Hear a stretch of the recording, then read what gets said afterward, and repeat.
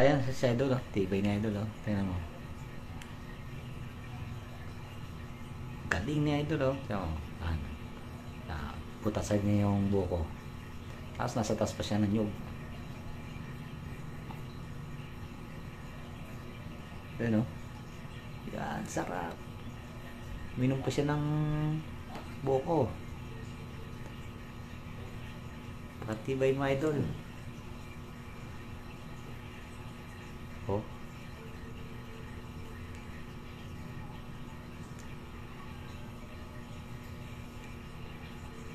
Tibay. Ayan, kukuha pa siya ng kutsara. Ayan, nagawa niya yung kutsara. Sabay, lagay niya dito sa kilikili. Inipit niya yung buko para hindi malaglag. Gumagawa siya ng kutsara.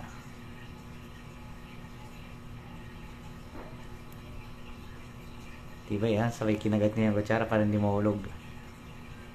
Sabay biyak na ng ano, ng buko. Pero delikado yung ginagawa mo, idol. Ayan na. Yan. O, sabay ipit niya na naman yung kalahati. Para-para lang talaga, oh. Sa taas pa ng nyug.